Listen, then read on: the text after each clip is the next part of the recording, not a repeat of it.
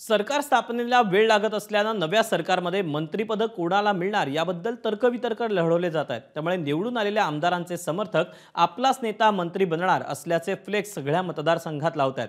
मात्र यामुळे या नेत्यांना फायदा होण्याऐवजी त्यांची अडचणच होतीये। कशी ती जाणून घेऊया। मुरलीधर मोहोळ यांच्या नावाची का होतीये चर्चा? मोहोळांचं व्हायरल होण्यामागचं सत्य काय? निवडणुकीत महायुतीला घवघवीत यश मिळालंय आणि आमदारांच्या समर्थकांना चेव आला। आपलाच नेता मंत्री होणार म्हणून गल्लोगल्ली फुल ऑन बॅनरबाजी सुरू झाली आहे। काहींनी तर आपल्या नेत्याला कुठल्या खात्याचं मंत्रिपद मिळणार हे देखील जाहीर करून टाकलं। त्यामुळे कार्यकर्ते घोड्यावर बसलेले असले तरी आपण उतावीळ होऊन चालणार नाही हे नेत्यांना चांगलंच ठाऊक आहे। त्यामुळे मंत्रिपदाची स्वप्न पाहणारे हे आमदार जाहीरपणे बोलणं टाळतायत। पुन्हा मुख्यमंत्री एकनाथ शिंदे व्हावेत आणि आमचा साधा भोळा माणूस, सगळ्यांच्या जीवातला माणूस, खुर्चीवर न बसता जमिनीवर बसणारा माणूस आमचा दादा भुसे किमान उपमुख्यमंत्री तरी व्हावा ही मला इच्छा आहे। सलग तिसऱ्यांदा हॅट्रिक झालेले आमदार महेशदादा लांडगे यांना मंत्रिपद मिळावे म्हणून नुकत्याच आम्ही एक संकल्प केला होता।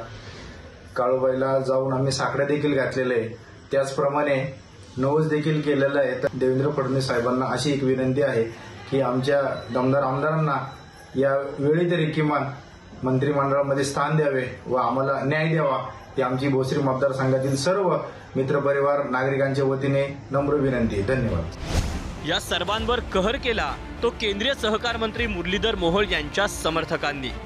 मुरलीधर मोहोळ हे त्यांच्या खात्याच्या कामानिमित्त सहकार मंत्री अमित शहांना भेटले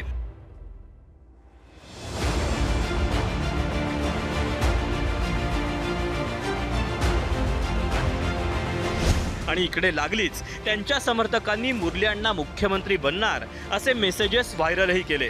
त्यानंतर मोहोळांची झाली अडचण आणि अखेर दुसऱ्या दिवशी त्यांना ट्विटर आणि फेसबुकवर खुलासा करावा लागला।